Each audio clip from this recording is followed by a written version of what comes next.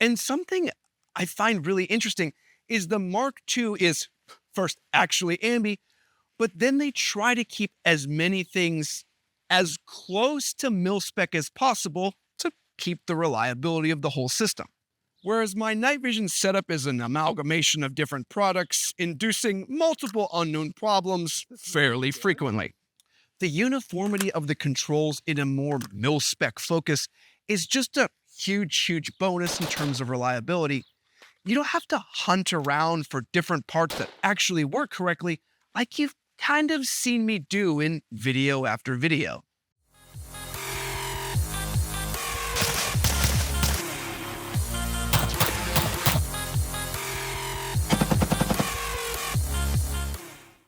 Hey Wizards, welcome back.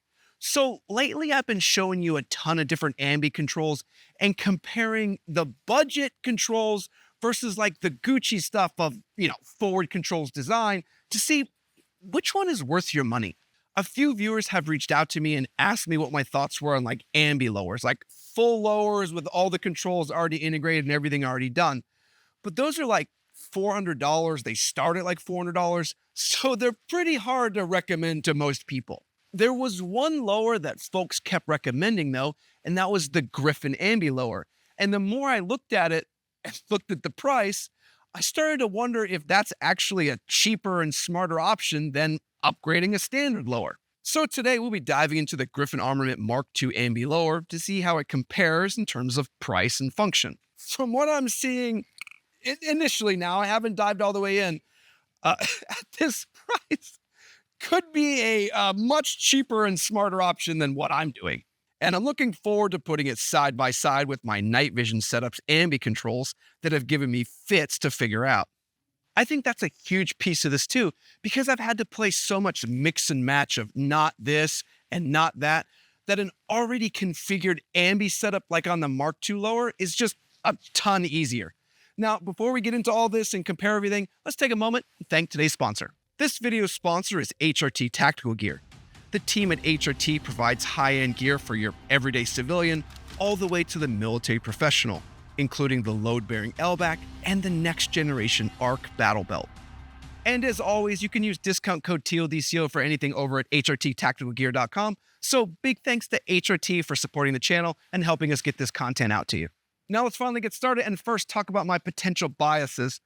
All the controls on the night vision setup were bought from CMMG or from primaryarms.com, whereas the Mark II lower and entire rifle was sent to me for review. So as always, watch other content. Don't just take my word or any other YouTuber's word as just gospel for you.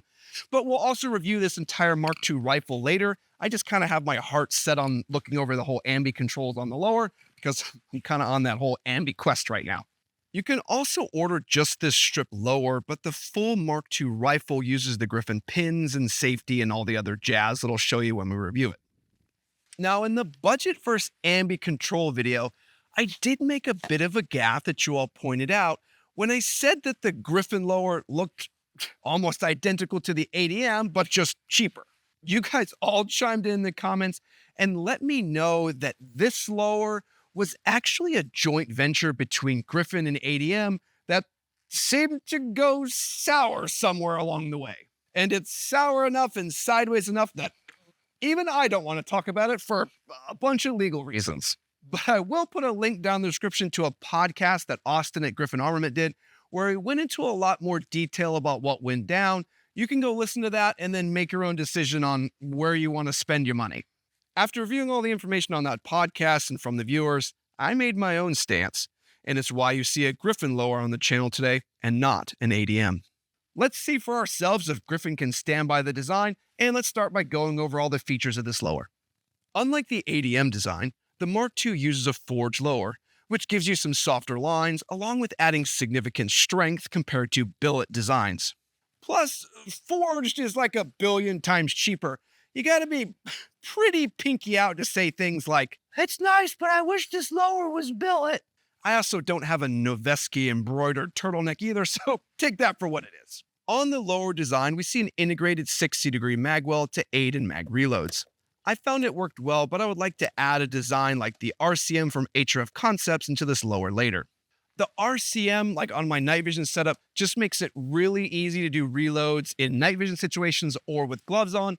And HRF said they are working for a design for this lower that should be out sometime this summer. I'm also realizing I'm supposed to be showing you a lower that doesn't need a ton of upgrades. For the controls, you'll likely buy this lower strip, so I'll just gloss over this for now. I have the Griffin Armament 90-degree safety. Here you can swap the short or long legs to either side, just use some Loctite if you move it. Mil-spec mag release, dimpled takedown pins that have an old school AR look to them, and the included Mil-spec plus polished trigger. Again, I'll go over all those little details when we do the full Mark II review. I just wanted you to get some ideas if you purchased that strip lower and wanted to know what base options you can put on there. Let's get into the cool stuff though. For the Ambi side of the mag release, we see there is a recessed paddle that hinges under the standard mil-spec mag release. The paddle itself has a nice textured surface that matches the bolt catch. Now this hinge under design is exciting because it doesn't use weird pivot positions like on the forward controls design. The Mark II lower also recesses the paddle down and away from the other controls, preventing you from making inadvertent mag drops. Now I want to note, and you guys may have already seen it, the clearance to the trigger pins is super short. So if you're using cassette triggers, make sure to use the ones that have the little feet at the bottom so they can push up into the trigger pins instead of using anti-walk pins, because I don't think you're going to have enough clearance on either this side or the other one that I'm going to show you. Now, if your cassette trigger doesn't have the little feet pins, whatever they're called, ADM does make some low profile trigger pins that specifically work for this lower also. I had an ELF Apex that I wanted to use specifically for this build, but the ELF Apex that I have uses pro screws that just aren't going to work in this setup. So I spoke to ELF, and hopefully we'll have an ELF SE trigger that we can test after we've tested the whole rifle out as it comes just normally. But this whole lower between Griffin and ADM has been out for a while, so I'm sure there would be a bunch of information out there by now if somehow triggers didn't work or you couldn't use cassette triggers at all. Outside of the trigger nuances on the ADM and Griffin lower, I like the Griffin a lot better than the Troy mag release on my NV setup because the mil-spec mag release function is intact, and I don't have to worry about mags just falling out or not seating correctly. I don't know if you guys noticed this when I was showing the Troy Ambi mag release for the first time, but I have to have the screw tightened in so much that it's like sticking out of the mag release button, and that's just to keep the mags from falling out. Now let me sneak this one in. Here's a different CMMG design that I did on our IWI Zion. I'll show you in a little bit. The controls are again in line with the bolt catch bolt release. Now there's a smart hinge design here, but all the controls are right next to each other, and it requires a lot of finger dexterity and training to get this right.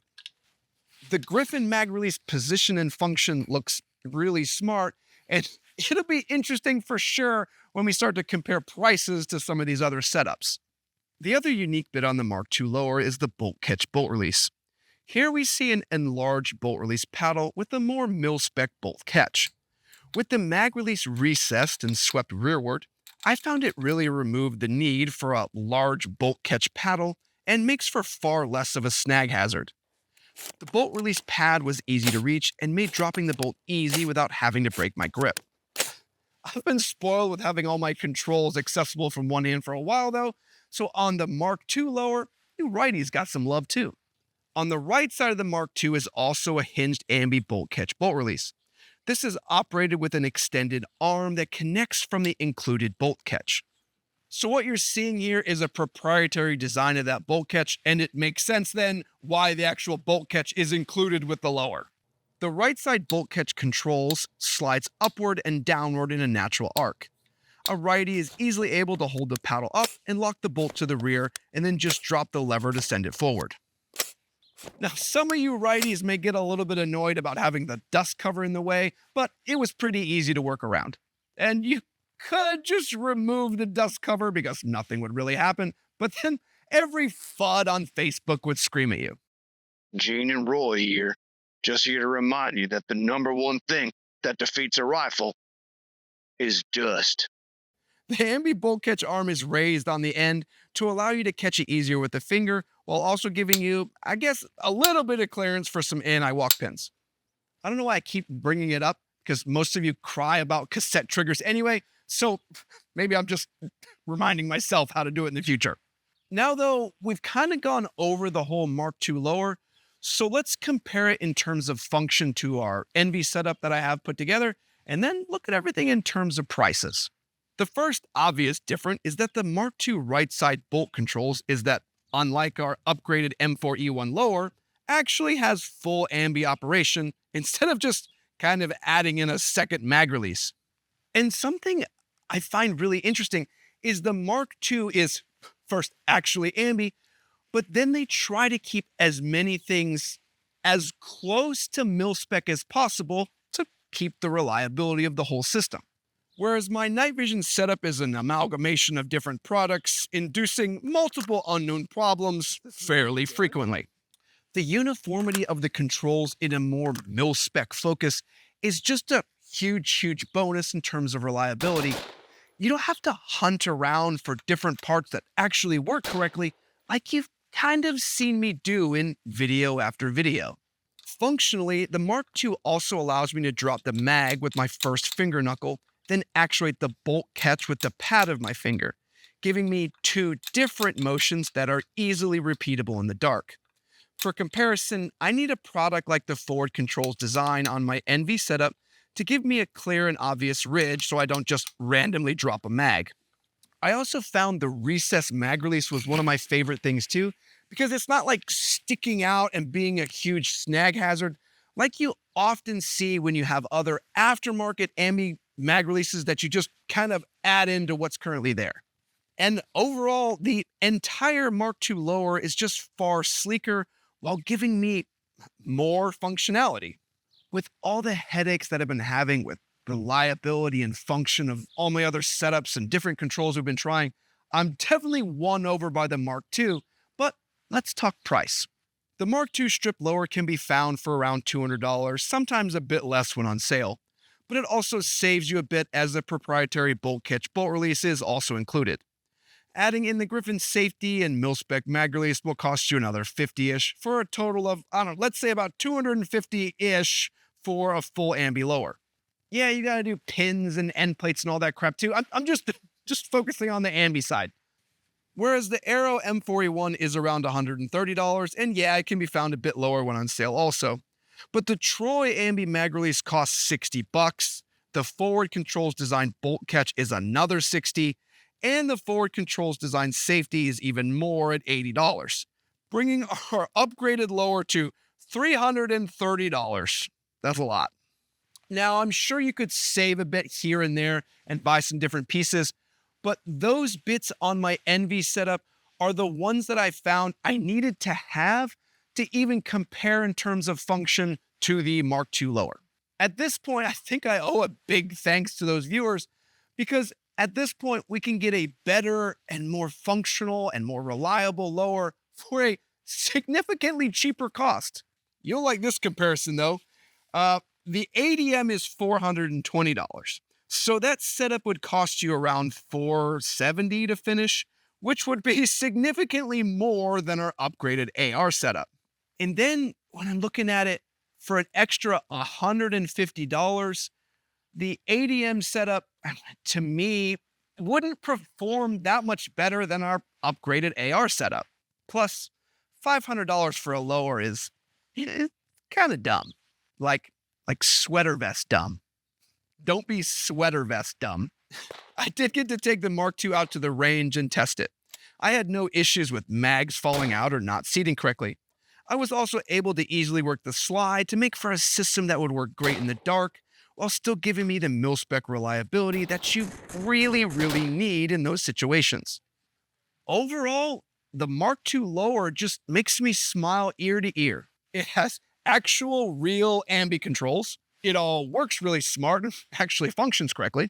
And it's kind of giving the middle finger to other companies that would rather rip all of you off. I'm really starting to like these Griffin guys quite a bit. So taking a look at our Mark II Lower versus our upgraded Envy setup and those ambi controls, what's my recommendation?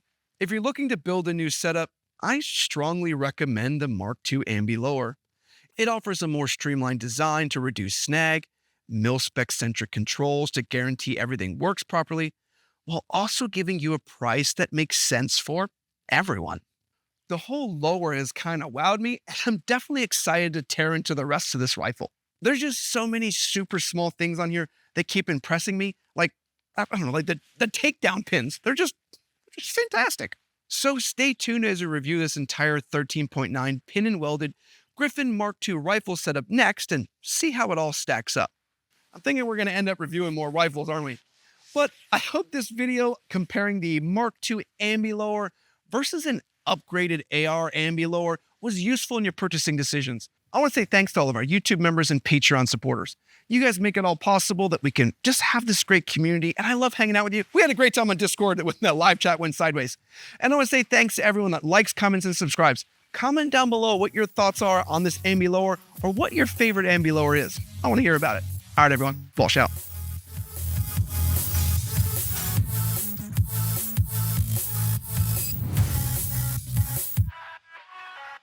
I'm not going to lie to you guys. I am just a little bit annoyed because now I want to have the Mark II Ambi Lower on my NV setup. And I got to figure out how to get one and get it Cerakoted. Oh, and yes, I'm definitely going to show you guys the ELF Apex trigger. That thing is absolutely nuts. So stay tuned. All right, everybody. God, whoever recommended this lower, I think there was like 20 or 30 of you, actually. You guys are awesome. I'm in love with this thing. It is fantastic. And it's not stupid expensive, which is my favorite part. All right, guys. Go away. Yeah, it's Griffin. I know. It's cool. Yeah, I know. I agree. It's cool. Can you leave it alone? Can you... No, leave the light on.